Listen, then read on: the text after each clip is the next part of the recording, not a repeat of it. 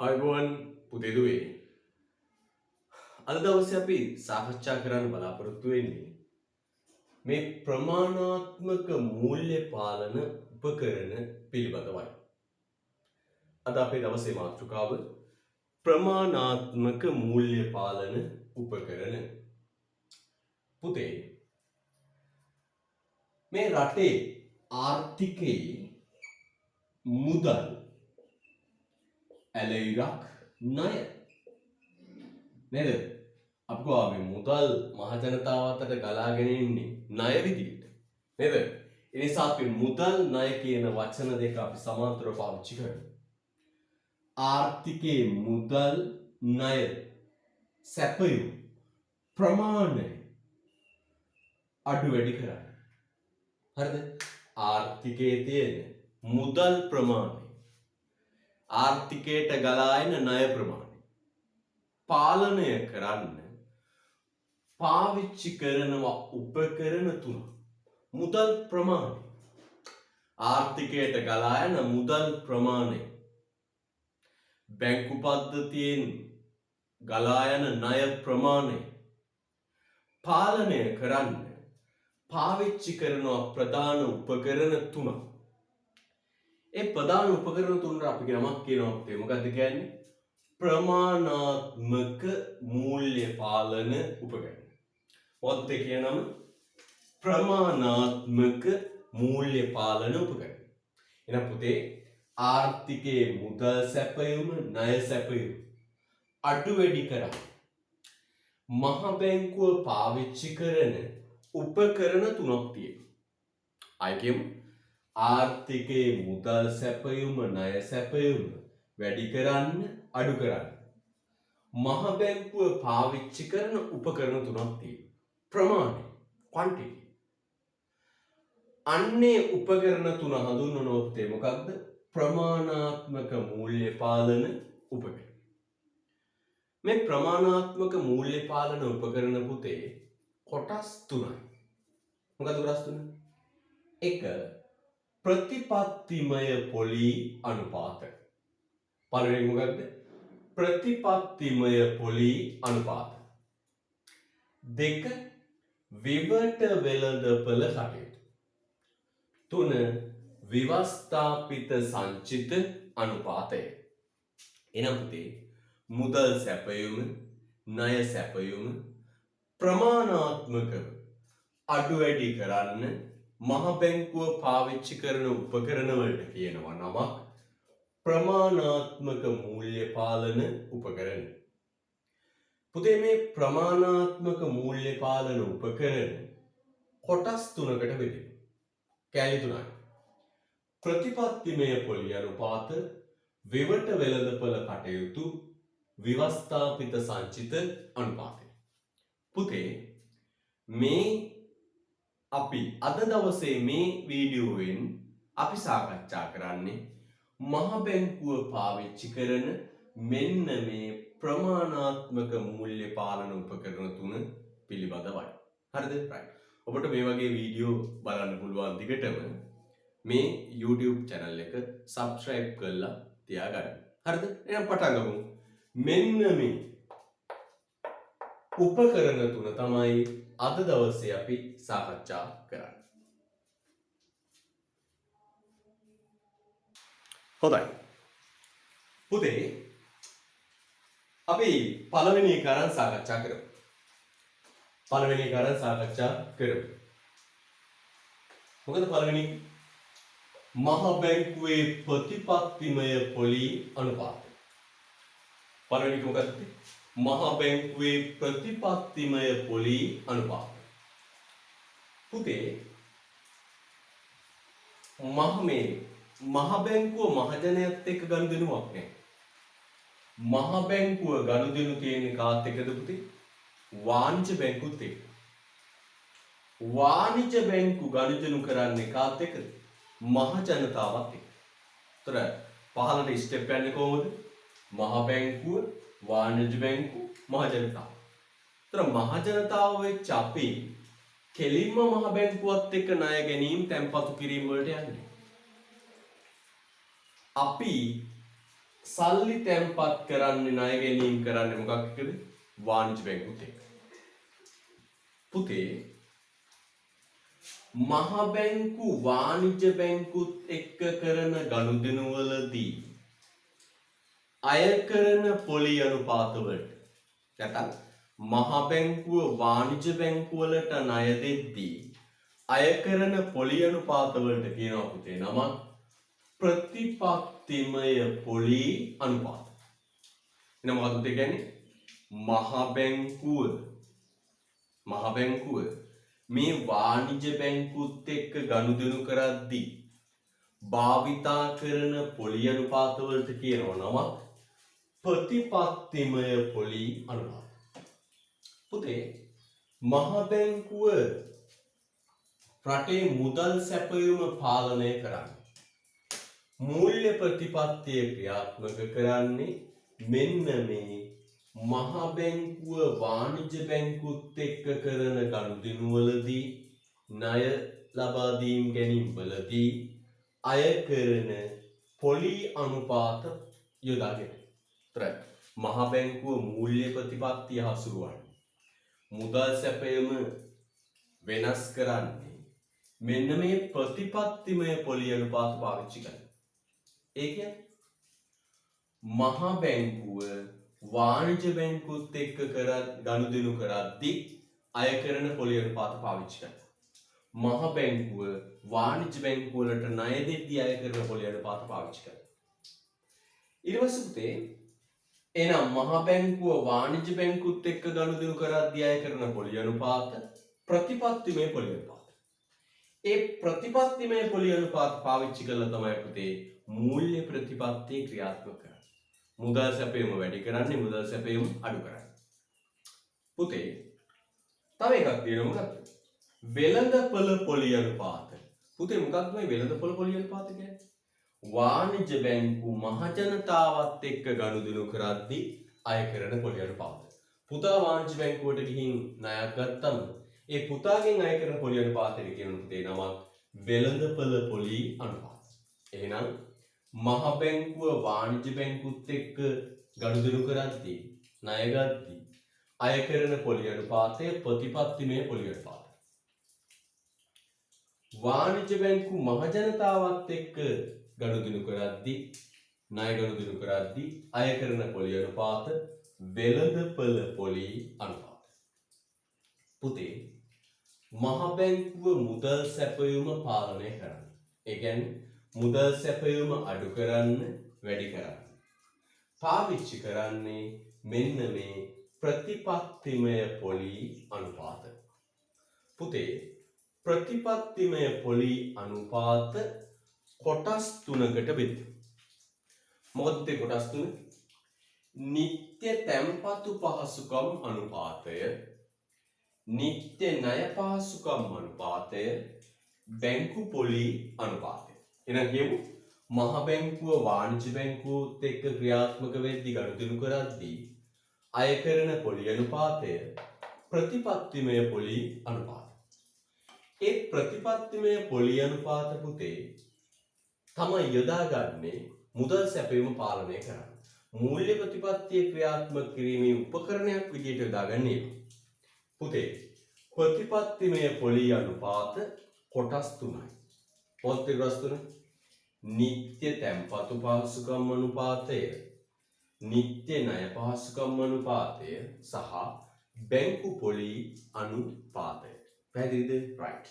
අපි සටහන ලියන්න පටන් ගන්න කලින් පුතේ සටහන් ලියන්න පටන් ගන්න කලින් පුතේ එන්න ටියුට් එකේ 57 වෙනි පිටුවට ඇවිල්ලා 57 වෙනි පිටුවේ යට ටියුට් එකේ 57 වෙනි පිටුවේ යට මෙන්න මේක සටහන් කරගන්න. මේ සටහන් දාගන්න.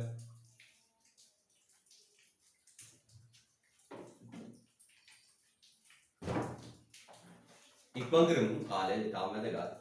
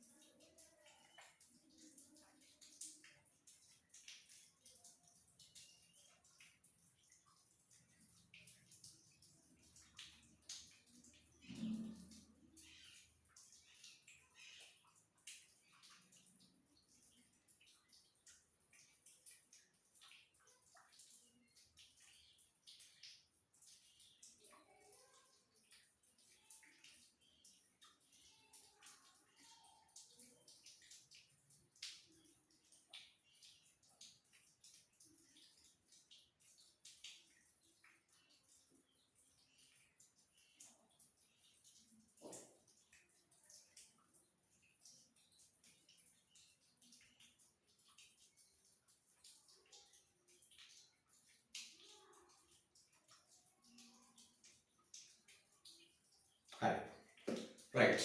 එහෙනම් පුතේ අපි යමු පාඩම පටන් ගමු පුතේ. 58 වෙනි පිටුවට එන්න. පටන් ගමු මාතෘකාව. මහ බැංකුවේ ප්‍රතිපත්තිමය පොලී අනුපාත. ලියන්න තියෙන නෝට් එක හිස්තැන මත ලියන්න. ප්‍රතිපත්තිමය පොලී අනුපාතයන්ෙන් අදහස් කරනුයේ ප්‍රතිපත්තිමය පොලී අනුපාතයන්ෙන් අදහස් කරනුයේ ප්‍රතිපත්තිමය පොලී අනුපාතයන්ෙන් අදහස් කරනුයේ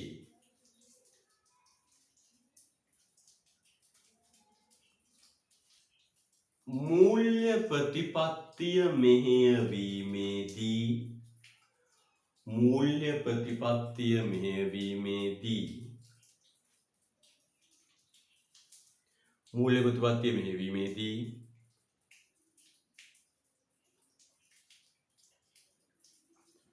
මහ බැංකුව විසින් භාවිත කරනු ලබන මූල්‍ය ප්‍රතිපත්තිය මෙහෙයවීමේදී මහ බැංකුව විසින් භාවිත කරනු ලබන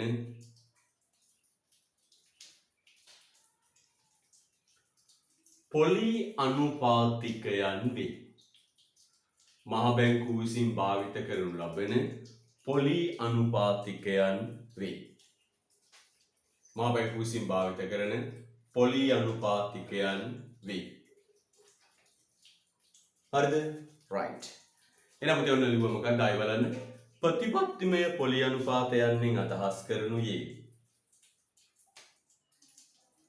මූල්‍ය ප්‍රතිපත්තිය මෙහෙයවීමේදී මහ බැංකුව විසින් භාවිත කරනු ලබන පොලී අනුපාතිකයන් වේ. මුදල් දක්වන තියෙනවා පුතේ බලන්න. මුදල් වෙළඳපොළ අනුව දෛනික පොලී අනුපාතිකවල ඉහළ යාම් පහළ යාම් සීමා නිර්ණය කරන ලබන්නේ ප්‍රතිපත්තිමය පොලී අනුපාතවලින්. දැන් අපි ඒව තමයි සාකච්ඡා කරන්නේ. දැන් පුතාගේ තියෙනවනේ හිස්තැන් තුනක් 1 2 3 දාලා. ඒ හිස්තැන් තුනේ පුතේ අපි මේ තුන ලියාගෙන එක එක අරන් සාකච්ඡා කරමු. දැන් 58 වෙනි පිටුවේ පළවෙනි හිස්තැනේ ලියන්න නිත්‍ය තැන්පතු පහසුකම් අනුපාතය. දෙවෙනි හිස්තැනේ ලියන්න නිත්‍ය ණය පහසුකම් අනුපාතය. තුන්වෙනි හිස්තැනේ ලියන්න බැංකු පොලී අනුපාතය. බැංකු පොලී අනුපාතය. බැංකු පොලී අනුපාතය.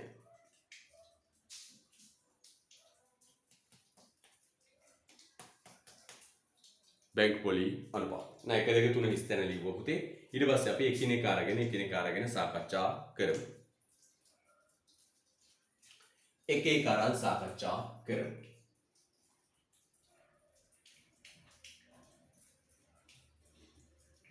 ලෙලසන්ට පළවෙනි හිස්තැන නිත්‍ය තැන්පතු පහසුකම් අනුපාතය, දෙවෙනි හිස්තැන නිත්‍ය ණය පහසුකම් අනුපාතය, තුන්වෙනි හිස්තැන බැංකු පොලී අනුපාතය.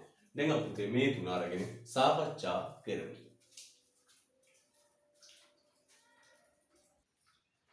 හොඳයි. අපෝ පිළිවෙලට හිමිහිට යන්නේ බලන්න තේරුම් ගන්න පුළුවන් වෙන පුතාට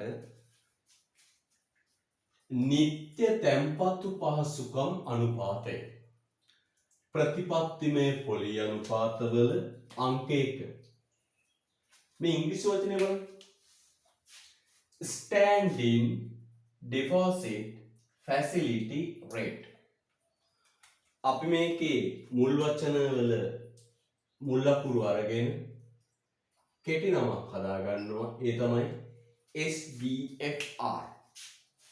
කෙටි නම පාවිච්චි කරනවා. SDFR. මොකක්ද මේ SDFR කියන්නේ?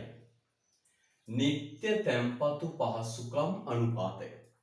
පුතේ මේවර වචන වශයෙන් ගත්තම ලොකු බැරෑරුම් බවක් දැනුණාට ප්‍රායෝගිකව බැලුවම මේක ඇති ක්‍රියාකාරීත්වයේ ලොකු ගැඹුරක් නැහැ. ප්‍රායෝගිකව පුතේ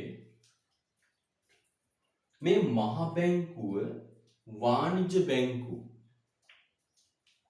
හරිද? වාණිජ්‍ය බැංකුව සම්බන්ධයෙන් නිතර අවධානයෙන් හේතුව මේ වාණිජ්‍ය බැංකු වලින් මුදල් ණය මුදල් එළියට ගියොත් රටේ මුදල් සැපයුම වැඩි වෙනවා.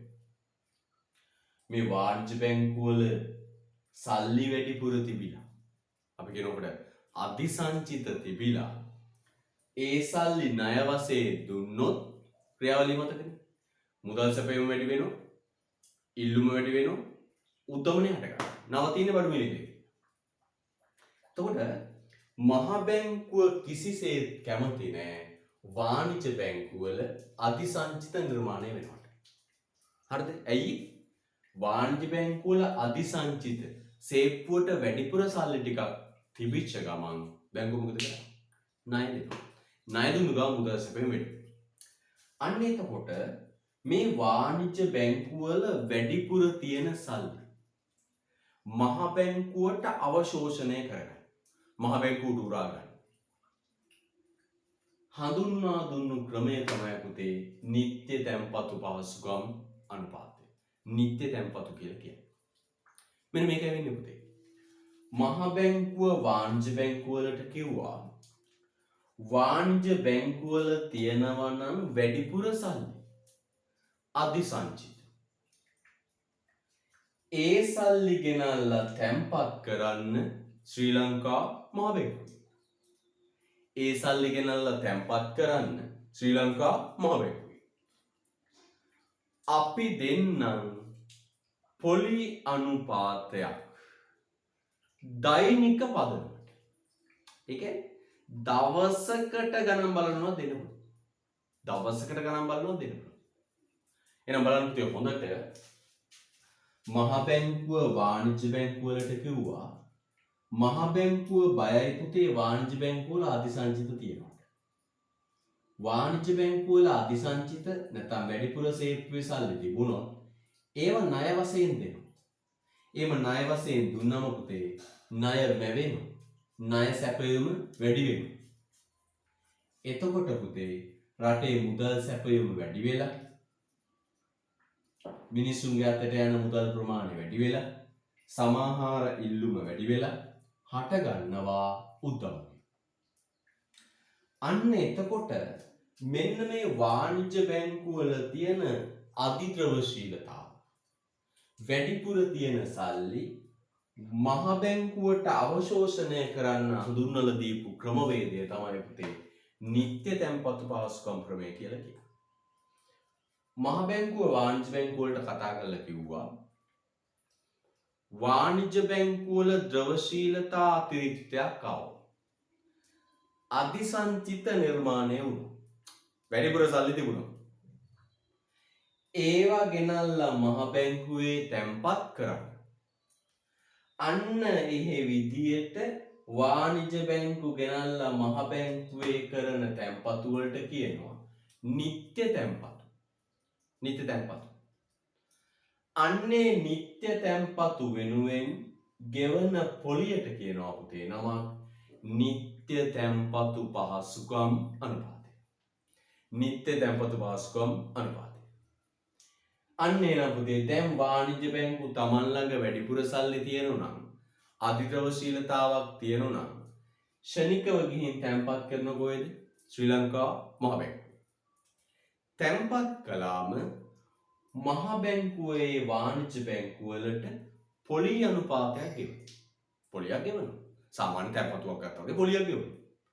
අන්නේ ගෙවන පොලි අනුපාතයට කියනවා SDFR Standing Deposit Facility Rate නිත්‍ය තැන්පතු පහසුකම් අනුපාතය.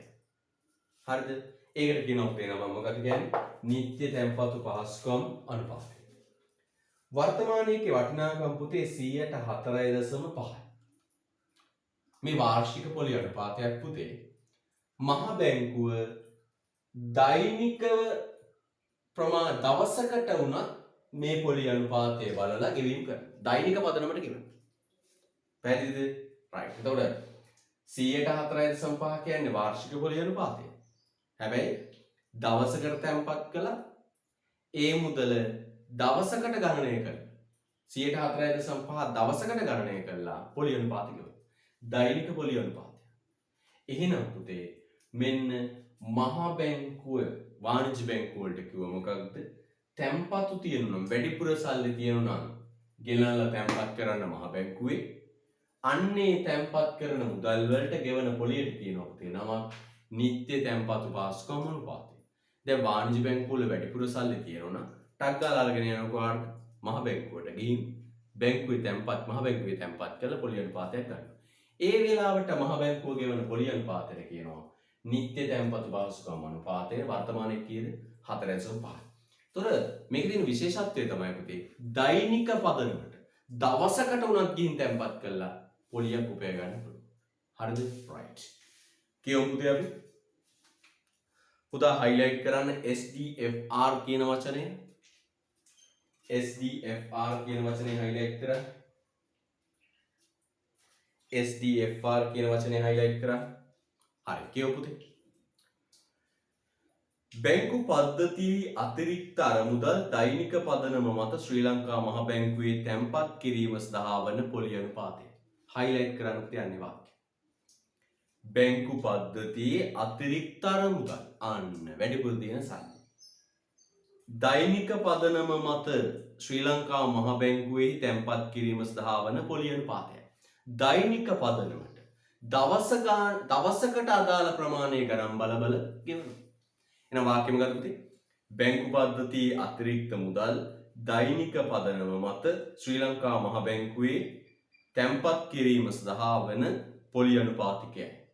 අන්න පුතේ බැංකු පද්ධතියේ තියෙන අතිරික්ත ද්‍රවශීලතාව. ටිකක් වචන බර වෙයි. ඇති දෙයක් නැහැ. බැංකු පද්ධතියේ වැඩිපුර තියෙන සල්ලි ටික අවශෝෂණය කරගන්න, උරා ගන්න, ඇදලා ගන්න මහ බැංකුව පාවිච්චි කරපු ක්‍රමවේදය තමයි පුතේ නිත්‍ය තැන්පතු පහසුකම් ප්‍රවේය. එතෙන්දි ගෙවන පොලි අනුපාතය නිත්‍ය තැන්පතු පහසුකම් අනුපාතය. යටින් තියෙනවා පුතේ වර්තමානයේ නිත්‍ය තැන්පතු පහසුකම් අනුපාතය 4.5ක් වේ. වර්තමානයේ මේක 4.5යි. අන්න ඒක හයිලයිට් කරන්න.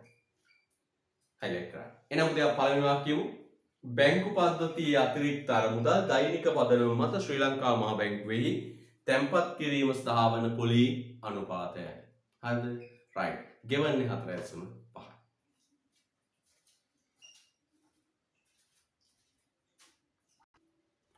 හරි. දෙපුතේ නිත්‍ය තැන්පතු ගන්නේ ද්‍රවශීලතා අතිරික්තයක් තියෙනකොට. වාණිජ්‍ය බැංකුවල ද්‍රවශීලතා අතිරික්තයක් තියෙනකොට. ඒ කියන්නේ වැඩිපුර සේප්පු වල සල්ලි තියෙනකොට. වැඩිපුර අධිසංචිත තියෙනකොට. දැන් අනිත් පැත්ත වෙනකොට ඔන්න වාණිජ්‍ය බැංකුවලට එනවා ද්‍රවශීලතා හිගයක්. මොකක්ද තියෙන්නේ වාණිජ්‍ය බැංකුවලට? ද්‍රවශීලතා හිගයක් ඇවිල්ලා. මොකක්ද ද්‍රවශීලතා හිගයක් කියන්නේ? සල්ලි හිගයක් ඇවිල්ලා. තැන්පත්කරුවන්ට සල්ලි දෙන්න සල්ලි ප්‍රමාණවත් නැහැ. බැංකුවේ එදිනෙදා කටයුතු ටික පවත්වාගෙන යන්න, එදිනෙදා ගෙවීම් ටික කරගන්න සල්ලි. අන්න ඒ වගේ අවස්ථාවකට කියනවා ද්‍රවශීලතා හිගය. අන වාණිජ්‍ය බැංකුවේ පුතේ දැන් එදිනෙදා කටයුතු පවත්වාගෙන යන්න බෑ. වාණිජ්‍ය බැංකුවේ පුතේ ද්‍රවශීලතා හිගය තැන්පත්කරුවන්ට සල්ලි දෙවා ගන්න සේප්පුවේ තියෙන සල්ලි මත බැංකුවේ එදිනෙදා කටයුතු පවත්වාගෙන යන්න බැංකුවේ සල්ලි නැහැ. ඔන්න ඔය වගේ තත්ත්වයකට අපි නමක් කියන පුතේ මොකක්ද? ද්‍රවශීලතා හිගය. මොකද පුතේ කියන නම? ද්‍රවශීලතා හිගය. අන්න මහ බැංකුව වාණිජ්‍ය බැංකුව වලට කියනවා මෙන්න මෙහෙම. ද්‍රවශීලතා හිගයක් ආවොත්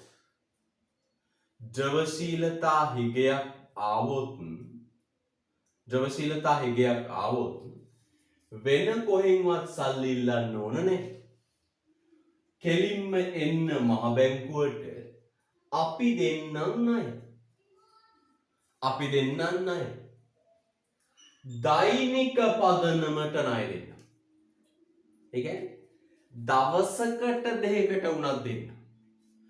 අන්න එහෙම ද්‍රවශීලතා අර්බුදවලදී වාණිජ්‍ය බැංකු මහ බැංකු මහ බැංකුව වාණිජ්‍ය බැංකුව වලට ණය දීලා දෛනික පදනමට අය කරන පොලි අනුපාතයට කියනවා නමක් නිත්‍ය ණය පහසුකම් අනුපාතය standing lending facility rate SLFR. ආයි මුල ඉඳලා කියමු. පුතේ මහ බැංකුව වාණිජ්‍ය බැංකුව වලට කියනවා වාණිජ්‍ය බැංකුව වලට ද්‍රවශීලතා ප්‍රශ්නයක් ආවොත්. මොකක්ද මේ ද්‍රවශීලතා ප්‍රශ්නයක් කියන්නේ? එදිනෙදා ගෙවීම් කටයුතු කරන්න සල්ලි ප්‍රමාණවත් නැති වුණොත්. තැන්පත්කරුවෝ ඉල්ලන වෙලාවට තැන්පත්කරුවන්ට සල්ලි ගෙවා ගන්න සල්ලි ප්‍රමාණවත් නැති වුණොත්. එහෙම දුවන්න එපා. එන්න ශ්‍රී ලංකා මහා බැංකුවට. අන්න පුතේ මහ බැංකුව කිව්වා රයිට්. අපි දෙන්නම් නෑ. දෛනික පදනමට දෙන්න. දවසකට දෙකකට තුනක් දෙන්න.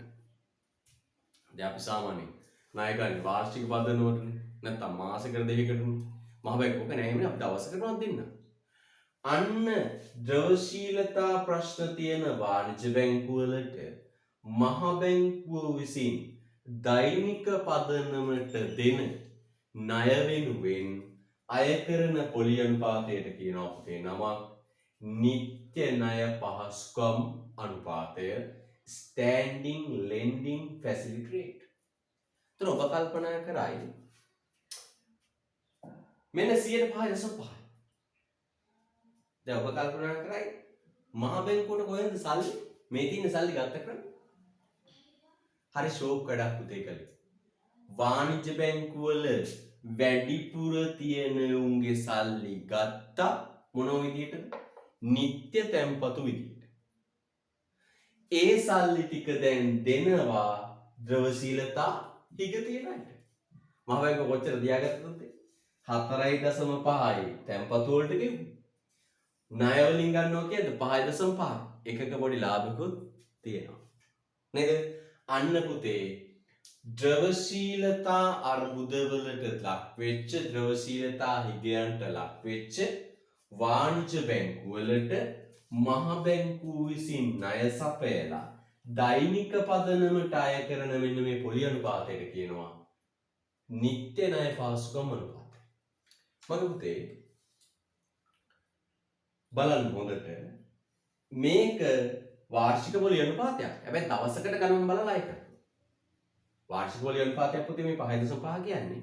හැබැයි දවසකට ප්‍රමාණයට අදාළව ගණන් බලලා ගන්න. දැන් බලන්නකො හරි ලස්සන වැඩක් නේ මහ බැංකුව කරන්නේ. වැඩිපුර තියෙන උන්ගේ සල්ලි ගන්නවා මොන විදියට? නිත්‍ය තැන්පතු විදියට.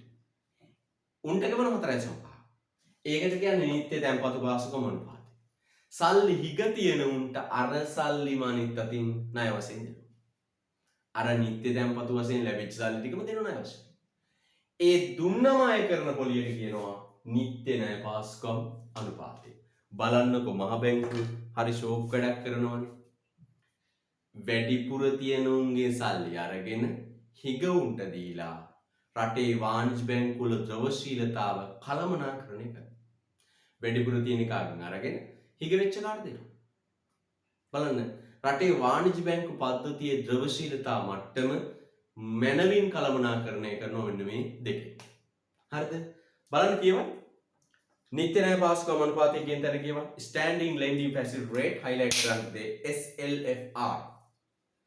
බැංකු පද්ධතියෙහි අරමුදල් හිගය සමනය කර ගැනීම සඳහා දෛනික පදනම මත ශ්‍රී ලංකා මහ බැංකුව විසින් අරමුදල් ණයට දීමේදී අය කරනු ලබන පොලි අනුපාතයයි. පළවෙනි වාක්‍යය highlight කරන්න ඉතාම වැදගත්. පළවෙනි වාක්‍යය highlight කරන්න.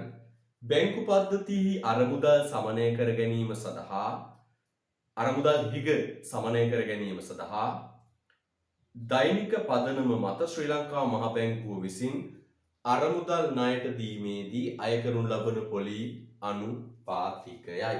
right. අය කරන පොලි අනුපාතිකයයි.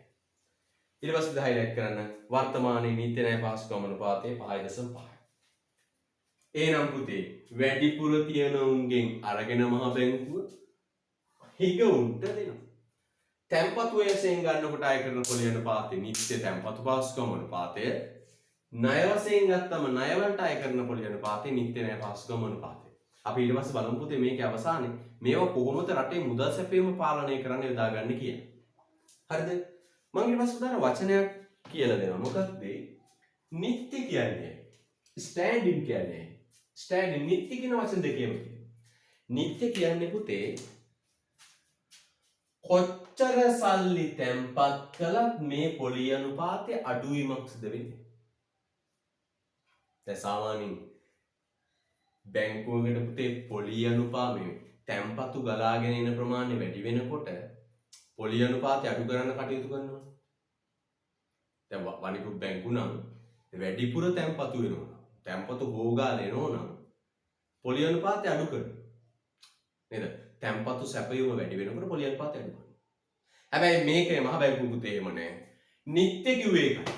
ඕන තරම් තැන්පතු වරන් වරෙන් දෙනවා 4.5%. ඕන තරම්. එන තැන්පතු ප්‍රමාණයත් එක්ක පුතේ මේ රේට් එක වෙනස් වෙන්නේ.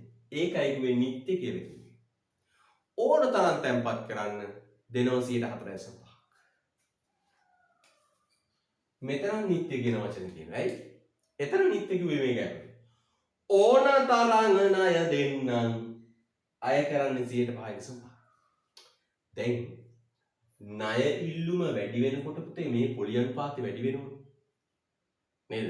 දැන් ගමේ පොලිකාරයෙක් එක බලන්නකෝ. ගමේ මුන් ගිහිල්ලා පොලියට ණය ඉල්ලනකොට සල්ලි ඌණත් රේට් එක වැඩි කරනවා. බැංකුත් එහෙමයි ගමේ පොලිකාරයත් එහෙමයි. හැබැයි මහ බැංකුව එහෙම නැහැ. කොච්චර ණය ඉල්ලුවත් ඕන තරම් ණය දෙයි පොලි අනුපාතය වෙනස් කරන්නේ. මේ රේට්ස් දෙක වෙනස් කරන්නේ නැති නිසා පුතේ නිත්‍ය කියන වචන දෙක පාවිච්චි කරනවා. right. දැන් පුතේ මම උතර මේක සටහන් කරගන්න දෙනවා පොඩ්ඩක්. අර මෙහෙම කටුවට තියෙනකොට පුතේ පොඩ්ඩක්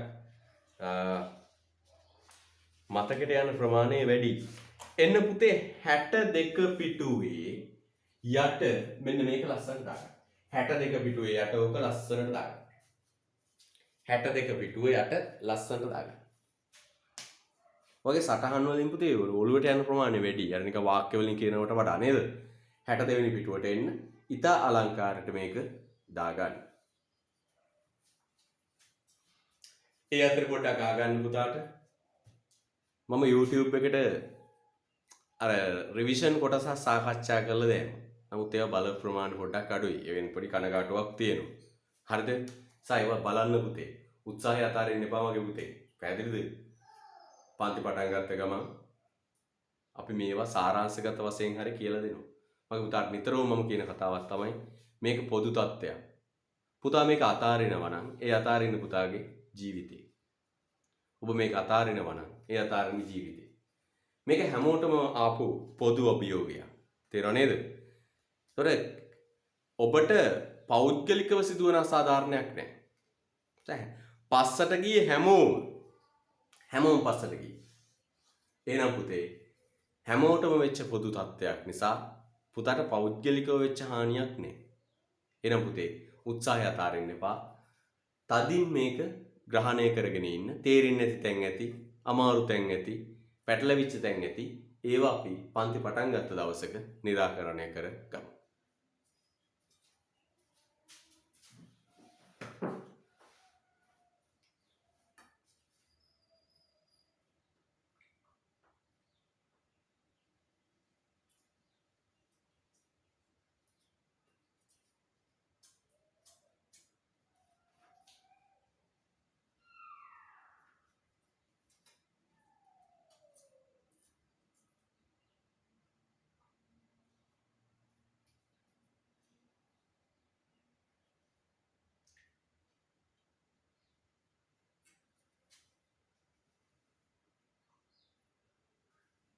ඉක්මන් කරමු.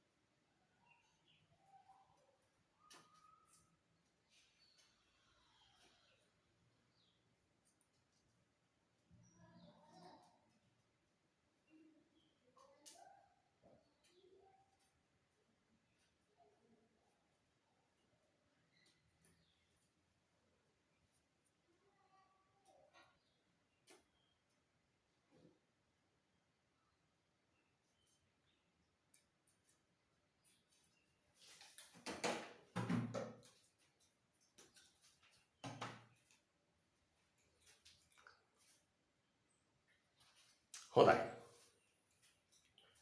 ඊට පස්සේ අපි පුතේ ගමු ප්‍රතිපත්තිමය පොලී අනුපාත 3න් 2ක් කළා. මොකක්ද? නිත්‍ය තැන්පතු පාසුකම් අනුපාතය, නිත්‍ය ණය පාසුකම් අනුපාතය. දැන් අපි ගමු තුන්වෙනි එක බැංකු පොලී අනුපාතය. අපි තුන්වෙනි එක ගමු බැංකු පොලී අනුපාතය. හොඳයි පුතේ. බැංකු පොලී අනුපාතය. බැංකු පොලී අනුපාතය. පුතේ මේ ද්‍රවශීලතා අර්බුදවලට ලක්වන වාණිජ්‍ය බැංකුවලට මහ බැංකුව විසින් ලබා දෙන ණයවලට අත්තිකාරම් වලට අය කරන පොලී අනුපාතය තමයි පුතේ බැංකු පොලී අනුපාතය කියලා සලකන්නේ. වර්තමානයේ 8.5. තොර ද්‍රවශීලතා අර්බුදයකට ලක්වෙච්ච වාණිජ්‍ය බැංකුවකට මහ බැංකුව එම අර්බුදයෙන් මිදෙන්න ණයාත්තිකාරම් සපයනවා. ඒ ණයාත්තිකාරම් සපයනවා. ඒ සපයද්දී අය කරන පොලී අනුපාතය කියන පුතේ නම බැංකු පොලී අනුපාතය. හරිද? right.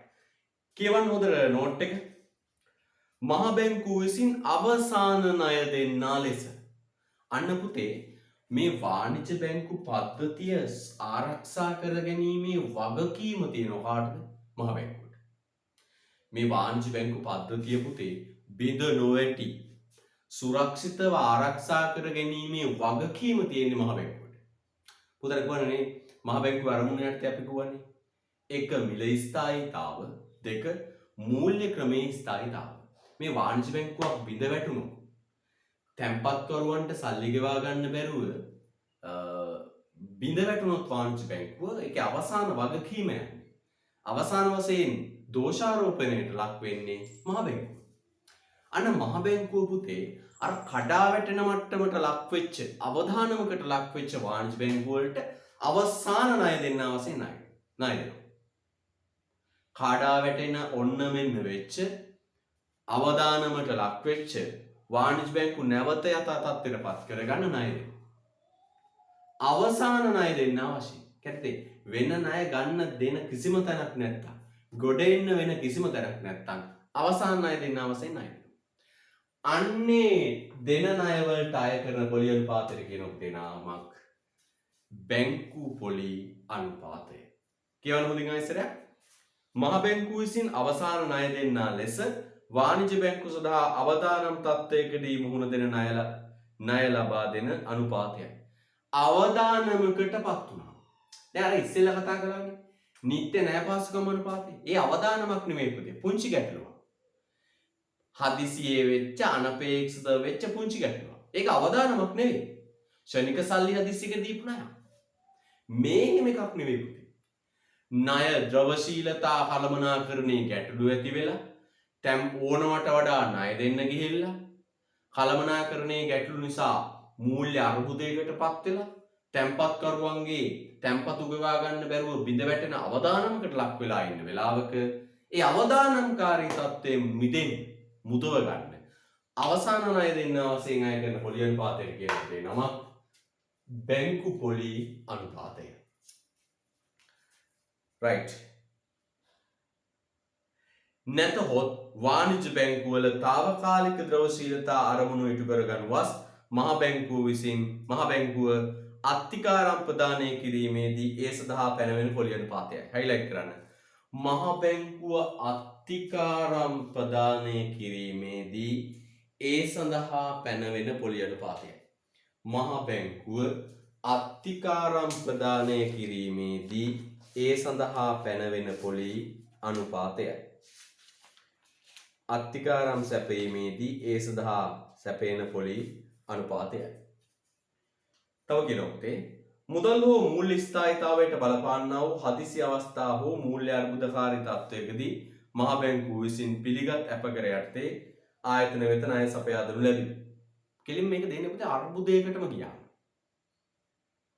විසඳ ගන්න ප්‍රශ්න විදිහක් නැතුව කඩා වැටෙන්න ඕන මෙන්න වෙන අර්බුදයකට ගියාම මේක දෙන්නේ. ණය ලබා දෙනු ලැබේ. සාමාන්‍ය බැංකු පොලි අනුපාතය දණ්ඩන පොලි අනුපාතයක්. අන්න හයිලයිට් කරන්න තේ. මේකට කියනවා දණ්ඩන පොලි අනුපාතයක්. මේක සාමාන්‍ය ටිකක් ඉහළයි පුතේ. අර නිත්‍ය පොලි නිත්‍ය ණය පාසුකම් අනුපාත 5.5. මේක ඉතා දැඩි පොලි අනුපාතයක්. මේක බැංකුවට තරවටු කරමින් දෙන එකක්. හිතාමතා ඕනවට වඩා ණය දෙන්න ගිහිල්ලා, හිතාමතා ලාභදායීත්වය වැඩි කරන්න ගිහිල්ලා, හිතාමතා ලාභ ඉහළ නංවන්න ගිහිල්ලා, වැඩිපුර ණය දීලා සේප්පු ඉස් කරගෙන ද්‍රවශීලතා අර්බුද වලට ගිහි තල්ලු වෙච්ච මේ වෑනිජ බැංකුවල දඬුවමක් වශයෙන් ඉතා ඉහළ පොලි අනුපාතයක් අය කරනවා. ඒකට කියනවා දණ්ඩන පොලි අනුපාතයක්. ඒනෝ කිරුත්තේ වශයෙන් අය කරා. අනිකුත් වෙළඳපොළ පොලි අනුපාතයට වඩා බෙහෙවින් වැඩි පොලි අනුපාතයක්. සාමාන්‍ය වෙළඳපොළ පොලි අනුපාතේ 6%ක වගේ මට්ටමේ තියෙද්දි මේකට අය කරනවා 8.5ක් දඬුවමක් වශයෙන්. මේ තත්තර නැවත පත් නොවෙන්න දඬුවමක් වශයෙන් දෙන එක. නැත්තම් ඒව දුන්නතම කොයි මහ බැංකුවෙන් ණය ගන්න බලාගෙන අත්නෝමතික ලෙස ණය දෙන්න. නේද? මහ බැංකුවෙන් මහ බැංකුව අවසාන ණය දෙන්න වශයෙන් ඉන්නවනේ. එහෙම හිතාගෙන ඕනෝන විදිහට සේප් කුයිස් කරගෙන ණය දෙන්න. ඕනතරම් ලාභ පස්ස දුවයි වාණිජ බැංකුව. අනේ ඒක වළක්වන්න මේක වැඩි පොලි අනුපාතයක් අය කරලා මේක දණ්ඩනයක් දඬුවමක් වශයෙන් ඉහළ පොලි අනුපාතයක් අය කරනවා. right. වර්තමානයේ බැංකු පොලි අනුපාතය 8.5 පොඩ්ඩක් highlight කරන්න 8.5. එහෙනම් මගේ පුතේ අපි සාකච්ඡා කළා ප්‍රතිපත්තිමය පොලි අනුපාත 3. මොකක්ද පුතේ? නිත්‍ය තැන්පතු පාසුකම් අනුපාතය, නිත්‍ය ණය පාසුකම් අනුපාතය, බැංකු පොලි අනුපාතය.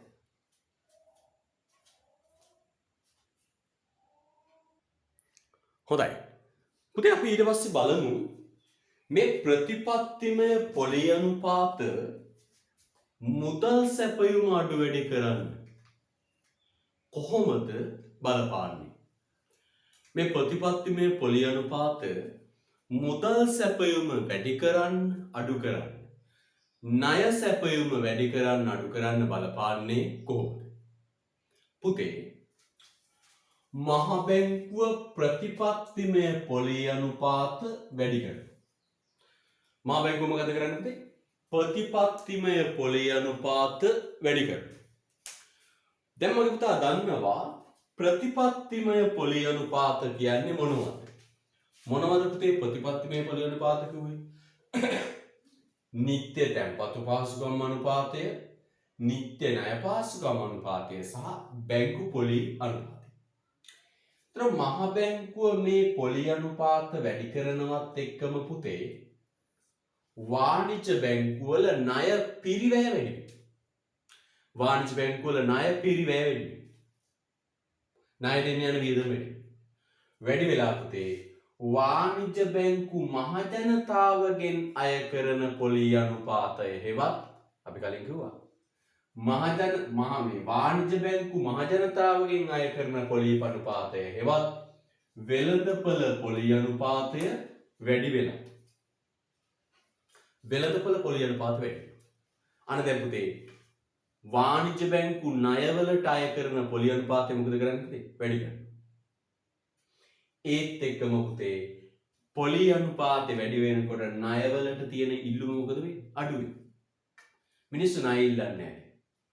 ණය ඉල්ලුම අඩු වෙනකොට පුතේ අන්න බැංකු පද්ධතියෙන් ණය වශයෙන් මහජනතාවගේ අතට සම්ප්‍රේෂණය වන මුදල් ප්‍රමාණය අඩු වෙලා මුදල් ඇලවිලා ණය සැපයුම අඩු වෙනවා. රටේ මුදල් සැපයුම අඩු වෙනවා. හරි චොබ්බලා අපි ගොම මේ ප්‍රමාණාත්මක මූල්‍ය පාලන උපකරණය අපි කතා කරමින් ඉඳී. ප්‍රමාණාත්මක මූල්‍ය පාලන උපකරණවල පළවෙනි එක තමයි ප්‍රතිපත්ති පොලි අනුපාත.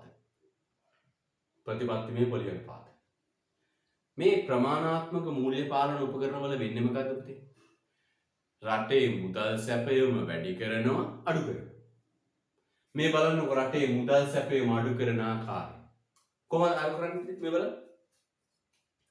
මහ බැංකුව ප්‍රතිපත්තිමය පොලි අනුපාත වැඩි කළාම වාණිජ්‍ය බැංකු වල ණය පිරිවැය වැඩි වෙනවා. වාණිජ්‍ය බැංකු වලට ණය දෙන්න යන වියදම වැඩි වෙනවා. ඒකට ප්‍රතිචාරීව වාණිජ්‍ය බැංකුත් ණය පොලි අනුපාතය වැඩි කරනවා. වාණිජ්‍ය බැංකු මහජනතාවගෙන් අය කරන මේ ණය පොලියට කියනවා වෙළඳපොළ පොලි අනුපාතය. එහෙනම් මහ බැංකුව ප්‍රතිපත්තිමය පොලි අනුපාතය වැඩි කළාම ඒකට ප්‍රතිචාරීව වාණිජ්‍ය බැංකු මහජනතාවගෙන් අය කරන වෙළඳපොළ පොලි අනුපාතත් වැඩි වෙනවා. වෙළඳපොළ පොලි අනුපාතත් වැඩි වෙනවා. එතකොට පුතේ වෙළඳපොළ පොලි අනුපාත වැඩි වෙද්දී මහජනතාවගේ ණය ඉල්ලුම අඩු වෙනවා. ණය නැත්තම් මුදල් සැපයීම අඩු වෙනවා. එහෙනම් මහ බැංකුවට ඕන නම් මුදල් සැපයීම අඩු කරන්න සංකෝචනය කරන්න. මුදල් සැපයීම අඩු කරන්න නැත්තම් සංකෝචනය කරන්න. සංකෝචනය කරන්න මොකද කරන්නේ? පොලි අනුපාත ප්‍රතිපත්තිමය පොලි අනුපාත වැඩි කරනවා. එහෙනම් ප්‍රතිපත්ති පොලි අනුපාත වැඩි කරාම මුදල් සැපයීම ණය සැපයීම අඩු වෙනවා. ඊට පස්සේ තව කියන්න පුළුවන් මුදල් සැපයීම අඩු වෙලා සමාහාර ඉල්ලුම අඩු වෙලා උද්දමනය පාලනය වෙනවා. මෙතනින් එහාට තවත් ලියන්න පුළුවන්. කොහොමද? මුදල් සැපයීම අඩු වෙනවා. සමාහාර ඉල්ලුම අඩු වෙනවා. මහජනතාවගේ අතේ මුදල් අඩු වෙනකොට පුතේ මුදල් අඩු වෙනකොට පාරිභෝජන ඉල්ලුම අඩු වෙනවා. ආයෝජන ඉල්ලුම අඩු වෙනවා. සමාහාර ඉල්ලුම අඩු වෙලා උද්දමනය පාලනය වෙනවා. එහෙනම් මහ බැංකුව ප්‍රතිපත්තිමය පොලි අනුපාත වැඩි කරයි. වෙළඳපොළ පොලි අනුපාත වැඩි වේ. ණය ඉල්ලුම අඩු වේ. මුදල් සැපයීම අඩු වේ. සමාහාර ඉල්ලුම අඩු වේ. උද්දමනය පාලනය වේ. එන්න පුතේ 59 වෙනි පිටුවේ තරුවක් දාගන්න ප්‍රතිපත්තිමය පොලි අනුපාත වැඩි කළ විට. 59 පිටුවේ තරුවක් දාගන්න ප්‍රතිපත්තිමය පොලි අනුපාත වැඩි කළ විට. කියවන්න ප්‍රතිපත්තිමය පොලි අනුපාත ඉහළ නැංවීමෙන් ආර්ථිකයේ සමස්ත පොලි අනුපාත ව්‍යුහයම ඉහළට සංශෝධනය වේ. මේ සියලු පොලි අනුපාත සියලු වෙළඳපොළ පොලි අනුපාත ඉහළට සංශෝධනය වේ කියන්නේ වැඩි වේ කියන එක. එවිට වාණිජ්‍ය බැංකු වල ණය පිරිවැය වැඩි වීම නිසා වාණිජ්‍ය බැංකු විසින් සපයන ණය සඳහා අය කරන පොලි අනුපාත වැඩි වේ. වාණිජ්‍ය බැංකු විසින් ණය වලට අය කරන පොලියට අපි දාපු නම තමයි මොකද්ද පුතේ? වෙළඳපොළ පොලි අනුපාතය. වැඩි වේ. එබැවින් ණය සඳහා ඇති ඉල්ලුම අඩු වී මුදල් සැපයීම සංකෝචනය වේ. අන්න ණය වලට තියෙන ඉල්ලුම අඩු වෙලා මුදල් සැපයීම අඩු වෙනු සංකෝචනය වේ. එවිට ආයෝජන ඇතුළු පොලි සංවේදී වියදම් සංරචක දුර්වල වීමෙන් සමාහාර ඉල්ලුම පහළ යයි. ඉරක් ගන්න පුතේ සමාහාර ඉල්ලුම පහළ යයි. දැන් පුතේ එතන පිටුවේ හරහට පොත හරහට දාලා උඩු පැත්තෙන් මේක ලස්සනට දාගන්න. හරහට දාලා පොත හරහට දාලා උඩු පැත්තෙන් ලස්සනට මේක දාගන්න. දැන් ඒකට හරහට වගේ තේරෙනවා. මේක දාන්න.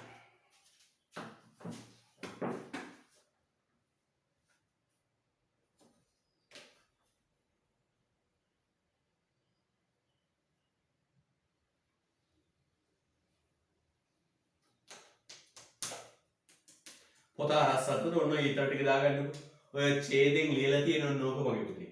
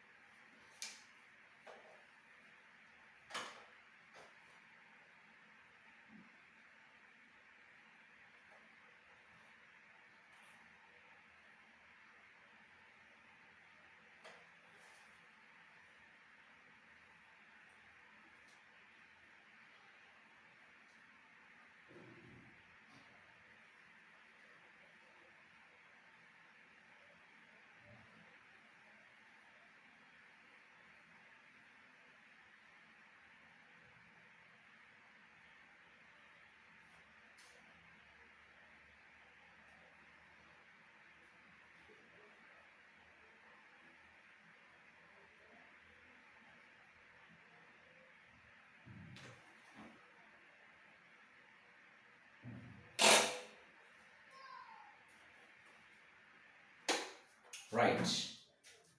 එහෙනම් මොකද ඔන්න? එහෙනම් මම කියන්නේ මහ බැංකුවට ඕන නම් මුදල් සැපයීම අඩු කරන්න සංකෝචනය කරන්න. මොකද කරන්නේ? ප්‍රතිපත්තිමය පොලි අනුපාත වැඩි කරනවා.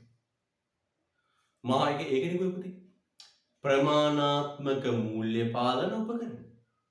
මහ බැංකුවට ඕන නම් මුදල් සැපයීම අඩු කරන්න සංකෝචනය කරන්න. මොකද කරන්නේ? ප්‍රතිපත්තිමය පොලි අනුපාත වැඩි කරනවා. දැන් අනිත් පැත්තට බලන්න දෙවෙනි තර උදාහරණයට ප්‍රතිපත්තිමය පොලි අනුපාත අඩු කළ විට තරුව දාගන්න. ප්‍රතිපත්තිමය පොලි අනුපාත අඩු කළ විට ප්‍රතිපත්තිමය පොලි අනුපාත අඩු කළ විට දැන් පුරුම බලන්න ඊතල ටික අනිත් පැත්තට හරවමු. ප්‍රතිපත්තිමය පොලි අනුපාත අඩු කරනවා. මොකෝ වෙන්නේ? මහ බැංකුව ප්‍රතිපත්තිමය පොලි අනුපාත අඩු කරනවත් එක්කම වාණිජ්‍ය බැංකුවල ණය පිරිවැය අඩු වෙනවා. ණය දෙන්න යන වියදම අඩු වෙනවා. ඒකට ප්‍රතිචාරය පුතේ වාණිජ්‍ය බැංකුව පොලි අනුපාතය අඩු කරනවා. මහ බැංකුව පොලි අනුපාතය අඩු කරනකොට වාණිජ්‍ය බැංකුව ප්‍රතිචාරය පොලි අනුපාතය අඩු කරනවා. රටේ පොලි අනුපාතය අඩු කරපු ගමන් පුතේ රටේ ණය ඉල්ලුම වැඩි වෙනවා. දැන් මේ දවස්වල පුතේ පොලි අනුපාතය අඩු වෙලා තියෙනවා. මට මහජන බැංකුවෙන් කතා කරලම කිව්වා මොකක්ද? පොලි අනුපාත 8.5යි. කැමති නම් ණය මුදලක් ගන්න. මේ දවස්වල වාණිජ්‍ය බැංකුව හොය ණය දෙනවා. අන්න ණය අතර පොලි අනුපාතය අඩු වුණාම අපි ණය ගන්න පෙළඹෙනවා. ණය ඉල්ලුම වැඩි වෙනවා. ණය ඉල්ලුම වැඩි වුණාම පුතේ අර බැංකු පද්ධතියේ සේප්පු වල තියෙන මුදල් විදුලිය විසන්ති වුණා අවමෙන්ට ඕනේ. බැංකු පද්ධතියේ සේප්පු වල තියෙන මුදල් ණය වශයෙන් මහ ජනතාවට යනවා. ගිහිල්ලා මුදල් සැපයීම වැඩි වෙනවා. මුදල් සැපයීම වැඩි වෙලා රටේ මුදල් සැපයීම මොකද වෙන්නේ? ප්‍රසාරණය වෙනවා. මොකද වෙන්නේ පුතේ? මුදල් සැපයීම ප්‍රසාරණය වෙනවා. එතනින් නවතින්නේ. මුදල් සැපයීම වැඩි වෙච්ච ගමන් සමහර ඉල්ලුම වැඩි වෙනවා. මොනවා සමහර ඉල්ලුම කිව්වේ? පාරිභෝජන ඉල්ලුම වැඩි වෙනවා. ආයෝජන ඉල්ලුම වැඩි වෙනවා. එහෙනම් මෙතනද බලන්න. මහ බැංකුව ප්‍රතිපත්තිමය පොලි අනුපාත අඩු කරාම වෙළඳපොළ පොලි අනුපාතය අඩු වෙනවා. වෙළඳපොළ පොලි අනුපාත අඩු වෙච්ච ගමන් මහ ජනතාවගේ ණය ඉල්ලුම වැඩි වෙනවා.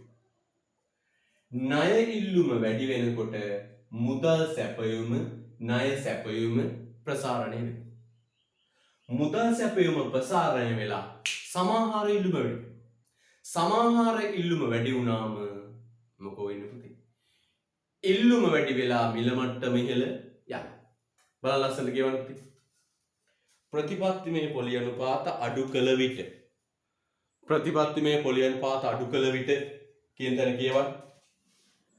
ප්‍රතිපත්තිමය පොලි අනුපාත පහළ දැමීමෙන් ආර්ථිකයේ සමස්ත පොලි අනුපාත ව්‍යුහය පහළට යයි. බලන්න. සියලු පොලි අනුපාත පහළට යයි. සියලු පොලි අනුපාත පහළට යයි. එවිට වාණිජ්‍ය බැංකුවල ණය පිරිවැය අඩු වන නිසා වාණිජ්‍ය බැංකු සපයන ණය සඳහා අය කරන පොලි අනුපාතය අඩු වේ. එවිට ණය සඳහා ඇති ඉල්ලුම වැඩි වී මුදල් සැපයීම ප්‍රසාරණය වේ. එවිට ආයෝජන ඇතුළු පොලි සංරචක වැඩි වීමෙන් සමහර ඉල්ලුම ඉහළ යයි. හයිලයිට් කරන සමහර ඉල්ලුම ඉහළ යයි. එහෙනම් පුතේ ඔන්න ඔය සයිඩ් එකෙන් මෙන්න මේක දාගත්තක්ද? සයිඩ් එකෙන් ඔය ඊතර ටික දාගන්න. සයිඩ් එකෙන් ඊතර ටික දාගන්න. පේනව නේද? ලයිට් නැහැ කියලා ප්‍රශ්නයක් නැහැ. පේනවා. ඉහළ යයි.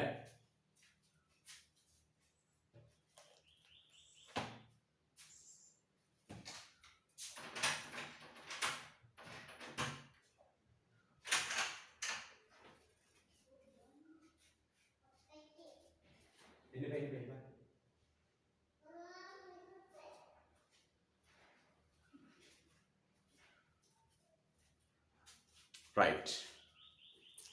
එහෙනම් දැන් කල්පනා කරන්න දෙන්න. මහ බැංකුවට ඕන නම් මුදල් සැපයීම සංකෝචනය කරන්න අඩු කරන්න ප්‍රතිපත්තිමය පොලි අනුපාත වැඩි කරනවා. මහ බැංකුවට ඕන නම් මුදල් සැපයීම ණය සැපයීම සංකෝචනය කරන්න ප්‍රතිපත්තිමය පොලි අනුපාතය වැඩි කරනවා. මහ බැංකුවට ඕන නම් මුදල් සැපයීම ණය සැපයීම ප්‍රසාරණය කරන්න ප්‍රතිපත්තිමය පොලි අනුපාතය අඩු කරනවා. හරිද? right. දැන් 59 පිටුවේ යටින් රතු පෑනින් වාක්‍යයක් ලියමු. 59 පිටුවේ යටින් රතු පෑනින් වාක්‍යය ලියන්න. 59 පිටුවේ යටින් රතු පෑනින් වාක්‍යයක් ලියන්න. මහ බැංකුවට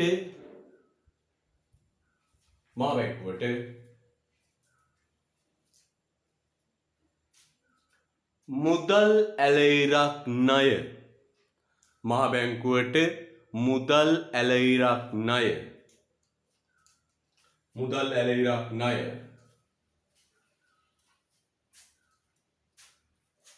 සැපයුම සංකෝචනය කිරීමට මුදල් ඇලයිරක් ණය සැපයුම සංකෝචනය කිරීමට අවශ්‍ය වූ විට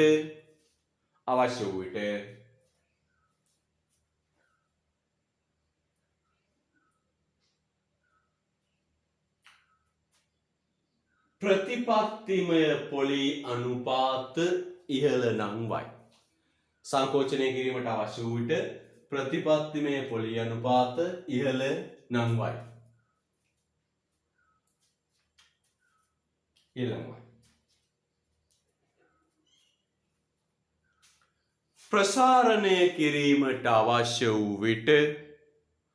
ප්‍රසාරණය කිරීමට අවශ්‍ය වූ විට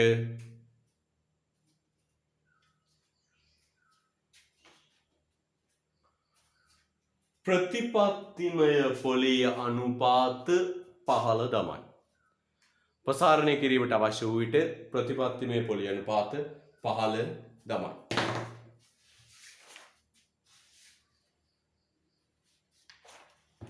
හොඳයි. අපි විදුලිය එන තුරු පොඩ්ඩක් ඉමු. හොඳයි. අපි අංක 2 ප්‍රමාණාත්මක මූල්‍ය පාලන උපකරණවල අංක 2 ගන්න.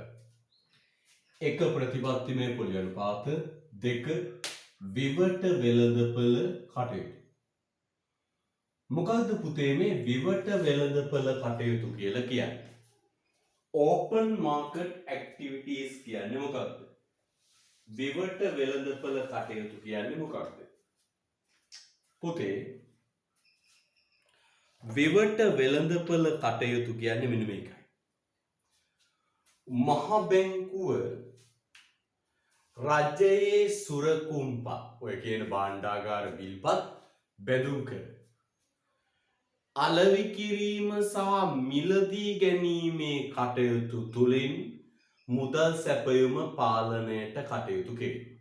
කොහොම කියන්නේ මහ බැංකුව භාණ්ඩාගාර බිල්පත් බැඳුම් කර වගේ සුරකුම්පත් මිලදී ගැනීම සහ අලෙවි කිරීම කියන කටයුතු තුළින් රටේ මුදල් සැපයුම පාලනය කරනවා නම් අන්න ඒකට කියනවා පුතේ නමක් විවට වෙළඳපළ කටයුතු. කොහොමද කියන්නේ? විවට වෙළඳපළ කටයුතු. කොහොමද කියන්නේ? මහ බැංකුව රජයේ සුරකුම්පත් අලෙවි කිරීම හා මිලදී ගැනීම තුළින් මුදල් සැපයුම අඩු වැඩි කරනවා නම් අන්න ඒකට කියනවා පුතේ නමක් මොකද්ද කියන්නේ? ඒකට කියනවා නමක් විවට වෙළඳපළ කටයුතු. මොකද්ද කියන නම? විවට වෙළඳපළ කටයුතු. අහන්නකෝ.